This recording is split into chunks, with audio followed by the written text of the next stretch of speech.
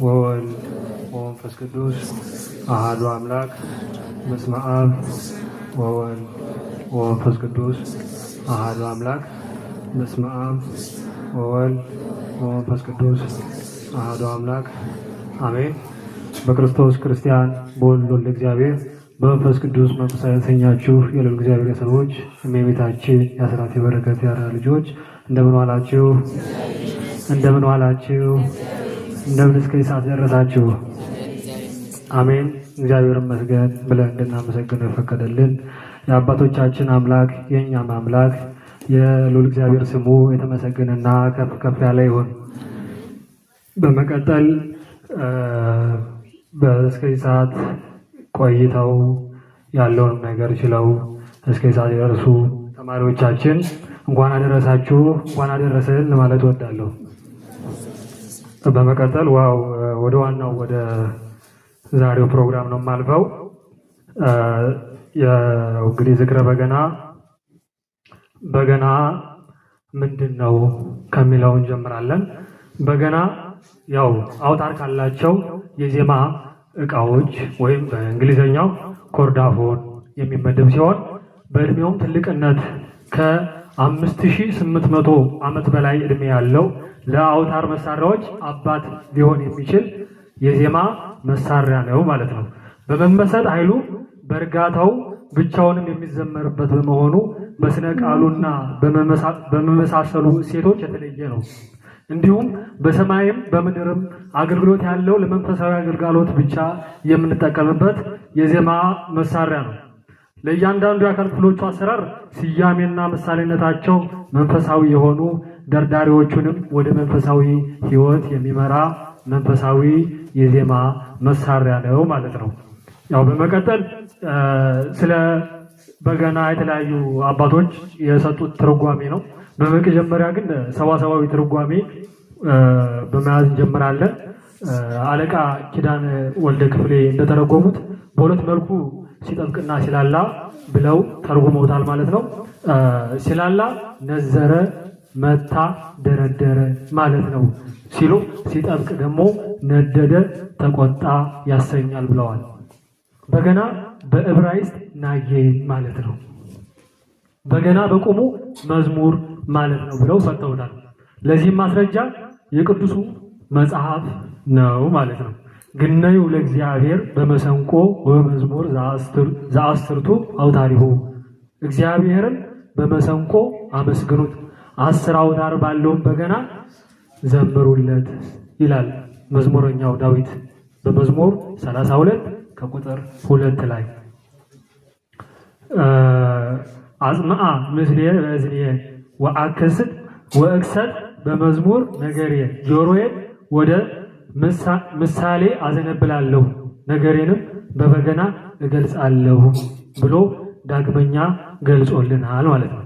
እንግዲህ የግዕዙ መጽሐፍ ቅዱስ በሁሉም ቦታ ላይ በገናን መዝሙር ብሎ ይተረጉመዋል። መዝሙር በማለት ይጠቅሰዋል ማለት ነው። ከዛ ማለትም እንግዲህ ሌላኛው አባታችን ከሳቴ ብርሃን ተሰማ በገናን የተረጎመበት መንገድ በገና 10 አውታር ወይም ጅማት በገናን ሰራ፣ ቃኘ፣ ደረደረ፣ ድምፁን እያጣራ እያጣቀሰ እየነዘረ በገናን በገነ ብለውታል። በገነኛ ማለት በገናን የሚመታ በገናን የሚያውቅ ደርዳሪ ማለት ነው ብለው ተርጉመውታል ማለት ነው። ያው ወደ ስነ ቃላዊ ትርጉሙ ስንመጣ ስነ ቃላዊ ትርጉሙ በገነ ማለት አደረቀ፣ አቃጠለ፣ አነደደ ማለት ነው። በገናም ከዚህ የሚወጣ ስም ነው። የዚህም ትርጉሙ በማግኘት ዋና ምክንያትም የበገና ሁለገብ ሰውነት ወይም ሞላ ነገሩ በደረቅ ነገሮች ማለትም በደረቅ እንጨትና በደረቅ ቆዳ እንዲሁም በደረቅ ጅማት የሚሰራ ወይም የሚዘጋጅ ስለሆነ በገና ተብሎ ይተረጎማል። በገና በእና ገና በመነጣጠል የሚያስገኘውን ትርጉም በመጠቀም በገና በዓል ወይም በገና ወቅት የሚደረደር የምስጋና መሳሪያ ብለው በገናን ተርጉመውታል ማለት ነው። በገናን በገነ ማለት በገና ደረደረ ማለት ነው። በገና ስለሆነም እንግዲህ በገና ማለት ደርዳራ ምስጋና፣ መዝሙር ማለት ነው። ለዚህም ማስረጃዎቹ መጽሐፍ ቅዱስ በገና ምስጋና ማለት ነው ብሎ አቤቱ አምላኬ በበገና አመሰግንሃለሁ መዝሙረኛው ዳዊት እንዳለው ማለት ነው። በገና ድርደራ ማለት ነው። ለእግዚአብሔር በገና ደርድሩለት እንዳለው በገና መዝሙር ማለት ነው። እግዚአብሔር በመሰንቆ አመስግኑት 10 አውታር ባለውን በገና ዘምሩለት እንዳለው መዝሙረኛው ዳዊት። በገነኛው ዳዊትም በመዝሙሩ በገና ሲተረጉም መዝሙር፣ ምስጋና፣ ድርደራ በማለት ሲገልጽ እናገኘዋለን። በመቀጠል በገና በመጽሐፍ ቅዱስ ላይ ያሉትን የት ቦታ ላይ ተጠቀሱ እናያለን። በገና በመጀመሪያ ጊዜ በመጽሐፍ ቅዱስ የተጠቀሰው በዘፍጥረት ምዕራፍ 4 ከቁጥር 21 ላይ ሲሆን የላሜ ልጅ ዮባል በገናና መለከት የሚይዙ አባት እንደሆነ ተጠቅሷል። ይህ ታሪክ ሌሎች በገናና መለከት የሚይዙ እንደነበሩ ዮባል አለቃቸውም እንደነበረ ያስረዳል። ከዚያ ዘመን ጀምሮ በገና እግዚአብሔር የማመስገኛ የዜማ ዕቃነቱን ታውቆ እንደ ሌሎቹ የቤተ መቅደስ የዜማ ዕቃዎች በሌዋውያን በተመረጡ አለቆች አማካኝነት አገልግሎት ይሰጥ ነበር። በአጠቃላይ በገና በመጽሐፍ ቅዱስ ከዘፍጥረት እስከ ራዕየ ዮሐንስ ድረስ ከ50 ጊዜ በላይ ተጠቅሷል ማለት ነው። ለምሳሌ የመጽሐፍ ቅዱስ አንደኛ ኦሪት ዘፍጥረት ላይ 2 ጊዜ፣ አንደኛ ሳሙኤል ላይ 7 ጊዜ፣ ሁለተኛ ሳሙኤል ላይ 1 ጊዜ፣ አንደኛ ነገሥት ላይ 1 ጊዜ፣ አንደኛ ነገሥት ላይ 1 ጊዜ እያለ እስከ ራዕየ ዮሐንስ ላይ ተጠቅሶ እናገኘዋለን ማለት ነው። የበገና ታሪካዊ አጀማመር በገና በትክክል መቼ እንደተጀመረ የሚለው ጥያቄ መልሶ ከባድ ቢሆንም የጥበባት ምንጫቸው መጽሐፍ ቅዱስ በመሆኑ በመጽሐፍ ቅዱስ ለመጀመሪያ ጊዜ ተገልጾ የምናገኘው የምስጋና የዜማ መሳሪያ በገና መሆኑን መጽሐፍ ቅዱስ ያስረዳናል። በገና ለመጀመሪያ ጊዜ የደረደሩት የላሜ ልጅ የዮባል ኢዮቤል ልጆች ነበሩ። ጊዜ የደረደሩት የላሜ ልጆች የዮባል ኢዮቤል ልጆች ነበሩ። ዘፍጥረት 4 ከቁጥር 19 እስከ 24 ድረስ። በዚህም መሰረት በገና ከአዳም 9ኛ ትውልድ ላይ መደርደር ተጀምረዋል ማለት ነው። የትውልድ ሰንሰለቱም አዳም ቃየልን ይወልዳል፣ ቃየል ሄኖህን ይወልዳል፣ ሄኖህም ጋየድን ይወልዳል፣ ጋየድም ሜኤልን ይወልዳል፣ ሜኤልም ማቱሳኤልን ይወልዳል፣ ማቱሳኤልም ላሜህን ይወልዳል፣ ላሜህም ዮባልን ይወልዳል። ዮባልም በገና የሚደረድሩት አባት ነበር። ስማቸውም በመጽሐፍ ቅዱስ በግልጽ አልተገለጸም። በመሆኑም ከአዳም 9ኛ ትውልድ የሆኑ የላሜ ልጆች በእነዚህ በአበው ምክንያት በገና ተዘጋጅቶ መደርደር ተጀመረ። በገና በኢትዮጵያ ስለ በገና ወደ ሀገራችን አመጣጡ ታሪክ 2 አይነት አመለካከቶች አሉ። በመጀመሪያ በገና ኢትዮጵያዊ መነሻ ያለው ስለመሆኑ ሲሆን፣ በሁለተኛ ደረጃ የምናገኘው ደግሞ በገና ፍጹም ኢትዮጵያዊ ነበር የሚለው ነው። በገና ወደ መጀመሪያው ስንመለስ በገና ኢትዮጵያዊ መነሻ ያለው ስለመሆኑ በገና በሀገራችን የኢትዮጵያ የስልጣኔዋ ውጤትና በሕገ ልቦናዋ የማመኗ ውጤት ነው። ወይንም በገና መስራትና ማመስገን የተጀመረው እዚሁ ሀገራችን ነው የሚል አስተምህሮት ነው። መዛግብት የቀዳማዊ ሚኒሊክ አያት የንግስት ሳባ ወይም ንግስት ማክዳ እናት ንግስት አዝሚና በገና ደርዳሪ እንደነበሩ ይነገራል። መጽሐፈ ሱባኤ ከአዝሚና በተጨማሪ አጼ የተባለ የኢትዮጵያ ንጉስ በመቶ የሚቆጠሩ በገና ደርዳሪዎች እና መዘመራን እንደነበሩት ይነገራል። ወደ ሁለተኛው ሐሳብ ስንመጣ በገና ፍጹም ኢትዮጵያዊ ነበር የሚለውን አመለካከት በተመለከተ ተጨማሪ ማስረጃዎች አሉ። እነሱም በበገና የምናዜማቸው ዝማሬዎች ኢትዮጵያዊ ቃናና ጣዕም ያላቸው በመሆኑ። ወደ ሁለተኛ ደረጃ ስንመጣ በገና ላይ የምንጠቀምባቸው ቅኝቶች ፍጹም ኢትዮጵያዊ መልክ መያዛቸው፣ እንዲሁም በገና የሚሰራባቸው ግብአቶች ከጥንትም ኢትዮጵያውያን የተለያዩ ቁሳቁሶችን ለመስራት የሚጠቀሙባቸው ግብአቶች መሆናቸውና ከስነ ቃሉ ሁሉ ጋር ተደምሮ ሲታይ ኢትዮጵያዊ የመሆኑ ሚዛን ይደፋል ይላሉ። በገና በእስራኤል መነሻ ያለው ስለመሆኑ አንድም በቀዳማዊ ምኒልክ ጊዜ ከታቦተ ጽዮን ጋር አብረው ከኢየሩሳሌም ወደ ኢትዮጵያ የመጡትና የዜማ ስርዓት አምልኮ ነዋያተ ቅድሳት መጽሐፍት ወዘተ እንዲሁም ሆኖ የመጣ ነው የሚሉ ሁሉ እንዴት ቆያችሁ? እሺ። በተጨማሪም በቀዳማዊ ምኒልክ ዘመን በሊቀ ካህናቱ ዘካርያስ እጅ ታቦተ ጽዮን ሌዋውያን ሲመጡ የመዝሙር መጽሐፍትና በተመሳሳይ የመዝሙር ዳዊትን ባባዊ ዜማ ወይም ዜማዊ ንባብ ከበገናው ጋር አብረው መጥተዋል የሚሉ አሉ። ስለዚህም ማሳያ በዘመኑ ኦሪት የመጡ የዜማ መሳሪያዎች አለባበስና የመዝሙር አጠቃቀም ስልቶች ዛሬም ድረስ ቤተክርስቲያን ቅርጻቸውና ትውፊታቸውን ሳይቀይሩ ለዘመናት የተገለገለሽባቸው መገኘቷ ነው። ከዜማ መሳሪያዎች መካከል ከበሮ፣ ጸናጽል፣ መለከት፣ መሰንቆና በገና ይገኙበታል። ካለባበስም ረጅም ቀሚስ፣ ጥምጥም፣ መጎናጸፊያ ወይም ጋቢ እና ካባ ይገኙበታል። ይህ አመለካከት ይበልጥ በሀገራችን ጠበብት ሊቃውንት በስፋት ይተረጎማል፣ ይተረካል፣ ይታመናልም። የበገና መንፈሳዊ አገልግሎት ወይም መንፈሳዊ አገልግሎታችን ላይ የሚሰጠን ጥቅም በገና እግዚአብሔርን ለማመስገን ጸሎት፣ ልመናን ወደ እርሱ ለማቅረብ ያገለግላል። የበገና አገልግሎት ለመንፈሳዊ ትሩፋት ማለትም ለምስጋናና ለልመና ብቻ ነው። በመሆኑም ተመርጦ ለቤተ ክርስቲያን አገልግሎት ይውላል። በገና ሰማያዊ ነዋየ ማህሌት መሆኑን በዮሐንስ ራእይ ተመዝግቦ እናገኛለን። በራእይ ዮሐንስ ምዕራፍ 5 ከቁጥር 1 ከቁጥር 6 እስከ ቁጥር 10 ላይ ተገልጾ የምናገኘው በዙፋኑና በአራቱ እንስሶች መካከል በሽማግሌዎቹ መካከል እንደታረደ በግ ቆሞ አየሁት። ሰባቱንም ቀንዶችና ሰባቱንም አይኖች ነበሩት። እርሱም ወደ ምድር ሁሉ የተላከ የእግዚአብሔር መናፍስት ናቸው። መጥቶ በዙፋኑ ላይ በተቀመጠ ጊዜ ከዚያ ቀኝ እጁ መጽሐፉን ወሰደው። መጽሐፉንም በወሰደ ጊዜ እንስሶቹና 24ቱ ሽማግሌዎች በበጉ ፊት ወደቁ። እያንዳንዳቸውንም በገናንና የቅዱሳን ጸሎት የሆነ ዕጣን የሞላበት የወርቅ ዕቃ ያዙ። መጽሐፉንም ትወስድ ዘንድ ማኅተሞቹንም ትፈታ ዘንድ ይገባሃል፣ ተገድለሃልና በደምህም ለእግዚአብሔር ከነገድ ሁሉ ከቋንቋህም ሁሉ ከወገንም ሁሉ ከሕዝብህም ሁሉ ሰዎችን ዋጅተህ ለአምላካችን መንግሥትና ካህናት የሆኑ ዘንድ አደረጋቸው፣ በምድር ላይ ይነግሳሉ እያለ አዲስ ቅኔን ይዘምራሉ ይላል።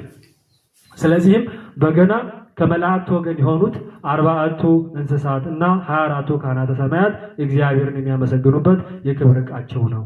እግዚአብሔር እንዲሁም በመጽሐፍ ሄኖክ ዘአዶናይ ራፋኤል ስለ በገና ሲያብራራ ቅዱሳን የሆኑ መላእክት በጽርሐ አርያም መንበረ ጸባዖት ቅድስት ሥላሴ ለሕያው እግዚአብሔር በ24 ሰዓታት ሙሉ ምስጋናን የሚያቀርቡበት የተቀደሰ መሳሪያ ነው በማለት አረጋግጠዋል። ያው መንፈሳዊ አገልግሎት ላይ ስትመጣ በመጀመሪያ ለመንፈሳዊ ሕይወትን ለማጠናከር ይጠቅማል። ይህም ማለትም ሕይወታችንን ያለመልማል።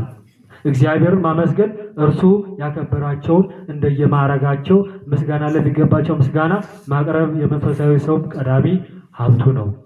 ከዚህም ባሻገር በበገና የምናገኘው ተመስጦ ራሳችንን መመልከት እንድንችል ስለ ኃጢአታችን የሚወቅሰን መንፈስ ቅዱስ በማቅረብ ለንስሐና ለፈሪሃ እግዚአብሔር እንድንበረታታ ያደርጋል። በሁለተኛ ደረጃ ለተመስጦ፣ በሶስተኛ ታቦተ ሕጉን በዝማሬ ለማክበር እንደ ጥምቀት እንደ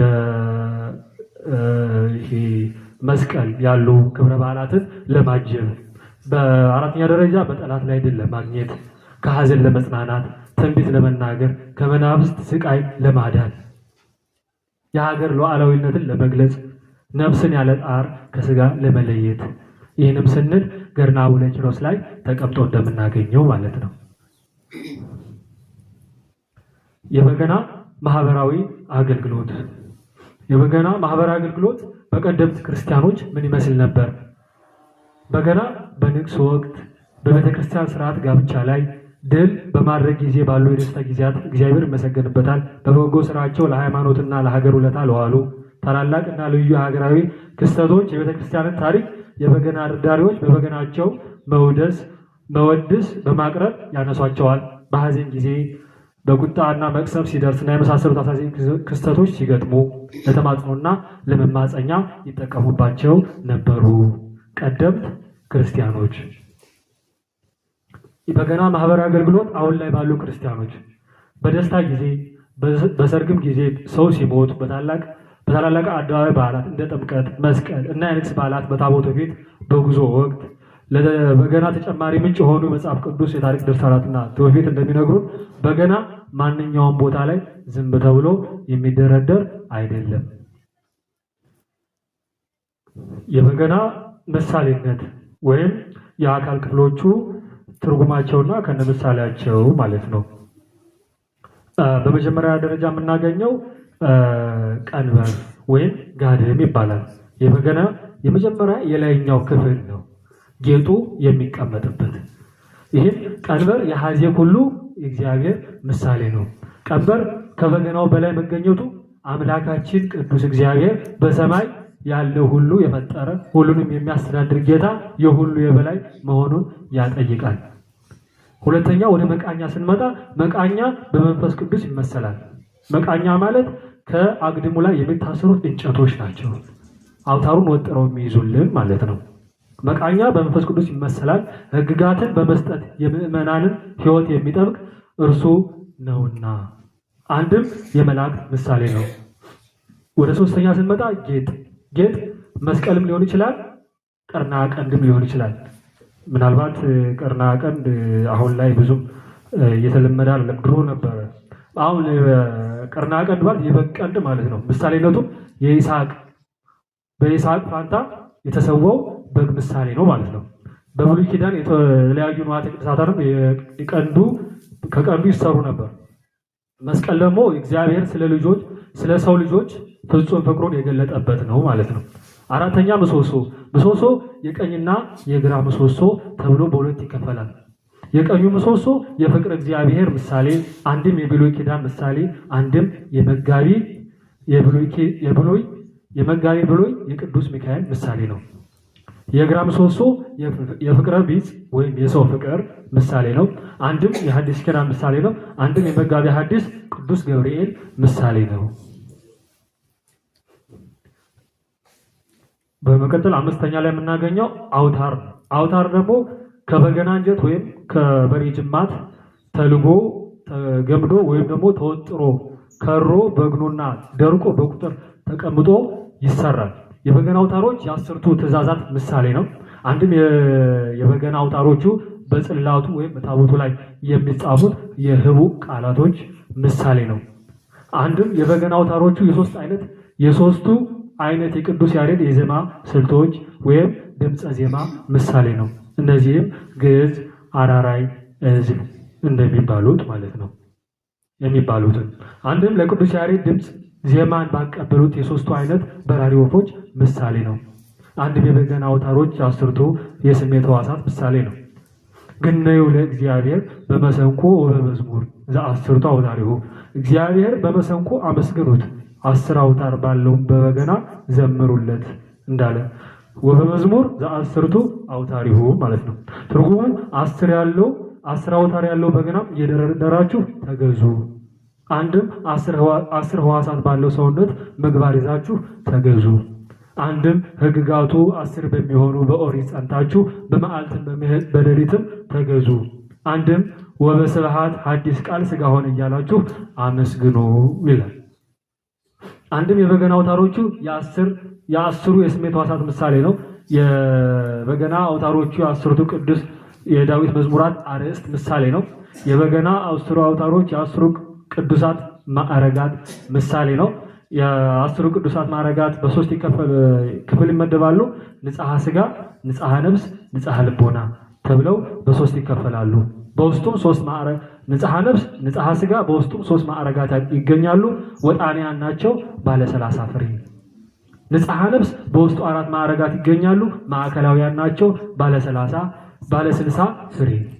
ንጽሐ ልቦና በውስጡ 3 ማዕረጋት ይገኛሉ። ፍጹማን ናቸው፣ ባለ 100 ፍሬ። አንድም የበገና አውታሮቹ የአስርቱ ዓለም መላእክት ከተሞች ምሳሌ ነው።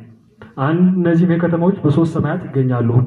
አንደኛው ኤረር በአንደኛ ሰማይ ላይ የምናገኘው፣ ሁለተኛ ሰማይ ላይ የምናገኘው ራማ፣ ሶስተኛ ሰማይ ላይ የምናገኘው ኢዮር በእነዚህ ይገኛሉ ማለት ነው። አንድም የበገና አውታሮቹ የአስሩ የዜማ ምልክቶች ምሳሌ ናቸው። የቅዱስ ያሬድ ድርሰቶች ከሆኑት ማለት ነው። እነዚህም ድፋት፣ ሂደት፣ ቅናት፣ ይዘት፣ ቁርጥ፣ ጭረት፣ ረክረክ፣ ደረት፣ ድርስ፣ አንብር ብለው 10 ናቸው ማለት ነው።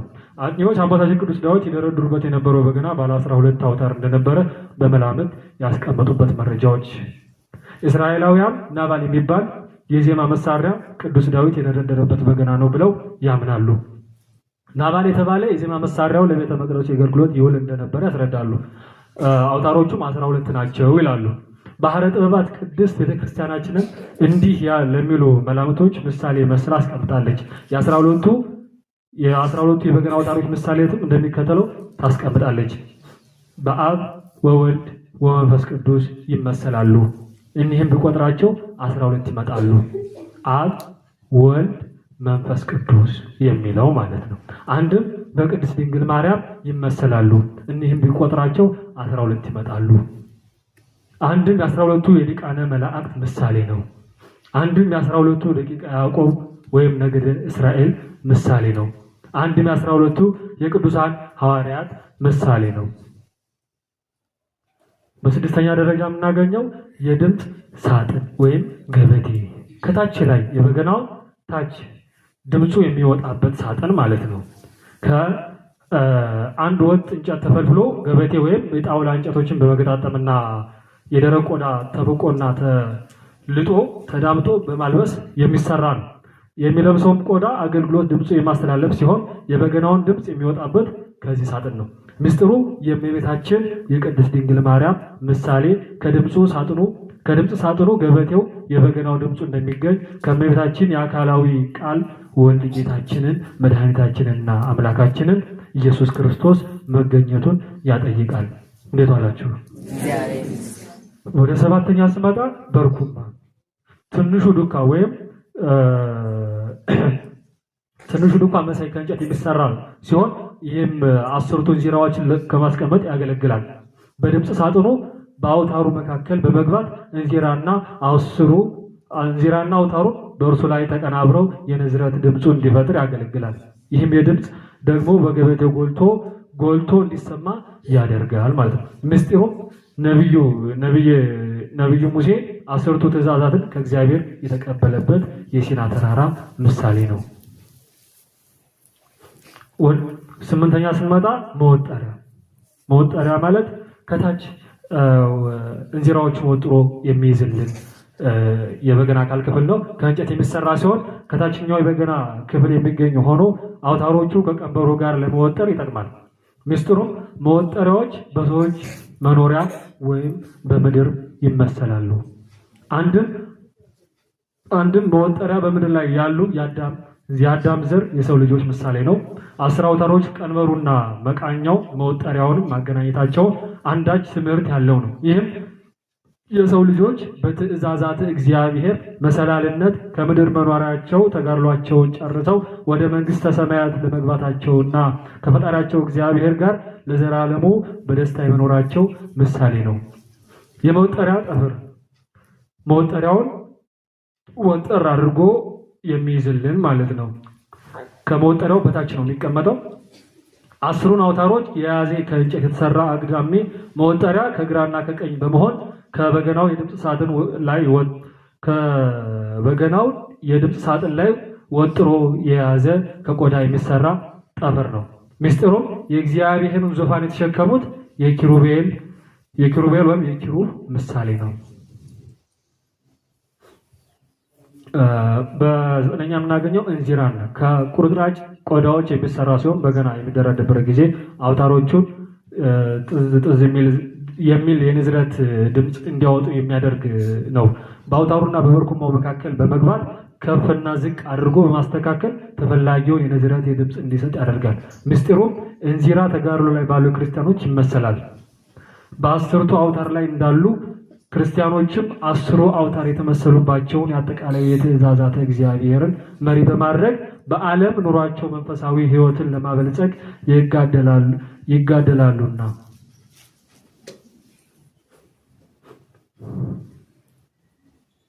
ወደ 10ኛ ስንመጣ ድንፃ ወይም መግረፊያ ከቀንድ ወይም ከእንጨት የሚሰራ መግረፊያ ሆኖ በግራ ምሰሶ ላይ የሚታሰር ሲሆን አገልግሎቱም 10ሩን አውታሮች ከወዲያ ወዲህ እያለ በመግረፍ ልዩ ድምፅን እንዲሰጥ የሚያደርግ ነው። ምስጢሩም ድህንፃ በክርስቶስ ይመሰላል። የድህንፃ 10ሩ አውታሮችን እየተመላለሰ እንደሚገርፋቸው መድኃኔ ዓለም ኢየሱስ ክርስቶስ በብሉይ ኪዳን የሰጣቸውን 10ቱ ትእዛዛት በሐዲስ ኪዳንም አጽንቷቸዋልና። የድህንፃ ጠፈር የበገናው የድህንፃ የአንደኛውን ጫፍ በኩል አንጠልጥሎ በሌላኛው ጫፍ ደግሞ ከግራኛው ምሰሶ ላይ ሸምቆ በመያዝ ድህንፃውንና ከበገናው ጋር በአንድነት አስተሳስሮ የሚኖር ጠፈር ነው። አንጋፋው የበገና ደርዳሪ መጋቤ ስብሐት ዓለምዋጋ ስለ በገና አካል ክፍሎች በዘመሩት የበገና መዝሙራቸው ላይ ስለ ድህንፃ ጠፈር እንዲህ ብለዋል። ድህንፃውንም የዚህ የ10ቱ አውታር ቅዱስ ቅዱስ የሰማይ ጌታ የምድር የታሪኩ የድህንፃው ጠፈር መስሎታልና በፊታቸው ወርቅ አምሳል በማለት እንዲህ ብለው ነበር። የዚህ የምስጢር የበገና አባቶች እና ሊቃውንት ቤተክርስቲያን መጠየቅ ያሸዋል። ትንሽ ማጠየቅ ስለሚገባ ማለት ነው። 11ኛ ማፈኛ የድምፅ ሳጥኑ ገበቴውን ያለበሰው ቆዳ ዙሪያ ወጥረው በመያዝ የገበቴውን ላይ ረግቶ እንዲቀመጥና እንዳይረግብ ያደረገው ጥልፍልፍ ስፌት ነው። ይህም ማለት ከበገናው ከጀርባ ክብ የሆነች እንትናለች እሷ ማለት ናት። ምስጢሩን በምድር የተሸከመው ባሉ ብሄሞት እና ሌዋታን የሚባሉ የግሩማን ዘንዶች ምሳሌ ነው። አንዳንድ መምህራን ደግሞ ማፈኛ ማለት መወጠሪያ ማለት ነው ይላሉ። የዚህም ሐሳብ ላይ አባቶች መጠይቅና የበለጠ ጥናት ማድረግ ይፈልጋል ማለት ነው። ከድምፅ ሳጥኑ ወይም ገበቴው ጀርባ ያለው ቀዳዳ ታሪክ እንደሚነግር የዚህ ቀዳዳ ታሪክ ሀተታ እንደሚከተለው በግጥም መልክ ቀርቧል። አለቃ ተገኝ ታምሩ የአማርኛ ሐረግ በቅኔዎች ማለት ነው። በንጉሱም አድረውበት ነበር ቅናት ብዙ ጊዜ ረጅም ዘመን ወራት እንዲህም ሆኖ የያዘው በሽታ ሲነሳበት ያስጠራዋል በገና እንዲጫወትለት ዳዊት ሰቡህ ብሎ በገና ሲይዝ በፊት ይሸሻሉ ከሳኦል ላይ ያሉት ቅስፈት እየራቁ የወር ጎዳና መሬት እንዲህ ብሎ በልብ አደረ ቅናት ጦር አንስቶ እጁን ሲቃጣ አይቶት ቅዱስ ሚካኤል በገናህን መክት ብሎት መከተበት በገናይቱን በሳት ብሎ አለቃ ተገኝ ታምሩ በቅኔዎች ነግሮናል ማለት ነው። ስለዚህም የበገናው ጀርባ የሳኦል ጦር የበሳው ቀዳዳ ቅዱስ ዳዊት መልአኩ ቅዱስ ሚካኤል ነግሮት ከተወረወረበት በበገናው አማካኝነት መክቶ ለመዳኑ ለማስታወሻ የተደረገ ምልክት ነው። እንግዲህ አባቶቻችን እንዳስተማሩን ይሄ በክርስቶስ ደም የተቀደሰው መስቀል በዘወትር ጸሎታችን መስቀል ኃይልነ፣ መስቀል ጽንዕነ፣ መስቀል ቤዛነ፣ መስቀል መድኃኒትነ፣ መስቀል መድኃኒተ ነፍስነ አይሁድ ክህዱን ህነሳ አመነ ወላ አመነ በኃይለ መስቀሉ ድህነ። መስቀል ኃይላችን ነው። መስቀል ጽናችን ነው። መስቀል ቤዛችን ነው። መስቀል የነፍሳችን መዳኛ ነው። አይሁድ ይክዱታል፣ እኛ ግን እናምንበታለን። ያመንነው እኛም በመስቀሉ እንድናለን ድነናለን እያልን ለመስቀሉ ያለንን ክብር እንገልጻለንና እንግዲህ ያው ከላይ የተነሱ ሐሳቦች ላይ የበገና አባቶች ወይ ደግሞ ሊቃውንተ ቤተክርስቲያንን መጠየቅ የበለጠ ጥናት ማድረግ ተገቢ ነው። የበገና አይነቶች በመጽሐፍ ቅዱስ ላይ በገና በመጽሐፍ ቅዱስ አይነቱ እና ቅርጹ በውል ባይገለጥም ባለ 8 አውታር እና ባለ 10 አውታር ያላቸው በገናዎች እንደነበሩ ያስረዳል። ዜና መዋዕል ቀዳማዊ ላይ እንደተቀመጠው ማለት ነው። እንግዲህ ባለ 8 አውታር በገና፣ ባለ 10 አውታር በገና መዝሙረ ዳዊት ላይ ተቀምጧል። ስለዚህ መዝሙረ ዳዊት ላይ እንደተቀመጠው እግዚአብሔርን ማመስገን መልካም ነው፣ ልዑል ሆይ ለስምህም ዝማሬ ማቅረብ፣ በማለዳ ምሕረትህ በሌሊትህም እውነትህን ማውራት፣ 10 አውታር ባለው በበገና ከምስጋና ጋር በመሰንቆ እንዳለው ዳዊት ባለ 150 አውታር በበገና የመዝሙረ ዳዊት መዝሙር 150 አንድምታ ላይ ደግሞ ስለዚህ በገና እንዲህ ተገልጾ እናገኛለን። ስሙም አውታር ጥብልቃና ይባላል። አውታር ጥብልቃና በአፄ መልከጼዴቅ ጊዜ ወደ ሀገራችን መጥቶ ነበር ይባላል። ስለዚህ 150 አውታር በገና የአባቶቻችን የበገና አባቶች ወይም ሊቃውንት ቤተክርስቲያናትን መጠየቅ ተገቢ ነው። እንግዲህ ወደ ማጠቃለያ ሆነ እንግዲህ ከላይ ያነሳናቸው ሐሳቦች በመጽሐፍ ቅዱስ 2 አይነት በገናዎች ተጠቅሰው በአገልግሎት ላይ ውለዋል። እኒህም ባለ 8 አውታርና ባለ 10 አውታር ናቸው። በመዝሙረ ዳዊትም አንድምታ ላይ ደግሞ ጥብልቃና የሚባል ባለ 50 አውታር በገና እንዳለ ወደ ኢትዮጵያም ስለመምጣቱ ተገልጿል። በዘርፉ ያሉ የውጭ እንዲሁም የሀገር ውስጥ ተመራማሪዎች አገኘናቸው ያሏቸው የምርምር ውጤቶችና መላምቶች እንዲሁም የታሪክ መዛግብትን መነሻ በማድረግ ቅዱስ ዳዊት የደረደረበት በገና እንደሆነ በምዕራባውያን ዘንድ የሚታመንባቸው እንደ ኪኖር ማለት ባለ 10 አውታር፣ ናባል ባለ 10 አውታር፣ ባለ 12 አውታር፣ ባለ 22 አውታር የዜማ መሳሪያዎች በእስራኤላውያን ዘንድ ይገኛሉ። እንደሚታወቀው የኢትዮጵያ ኦርቶዶክስ ተዋሕዶ ቤተክርስቲያን ያስተምሩት መሰረቷ መጽሐፍ ቅዱስ ነው። ስለዚህ በዚህ መጽሐፍ ቅዱስ ላይ በገናኛ ቅዱስ ዳዊት እግዚአብሔርን በመስገንቆ አመስግኑት 10 አውታርም ባለው በበገና ዘምሩለት ብሎ ባዘዘን መሰረት ማለት ነው።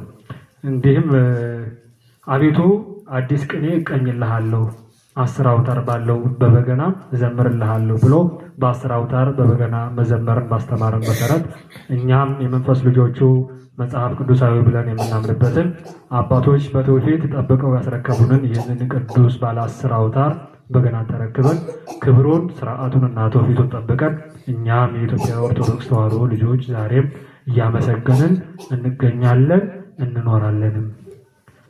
ወስብሐት ለእግዚአብሔር ወለወላዲቱ ድንግል ወለመስቀሉ ክቡር። ይቆየን።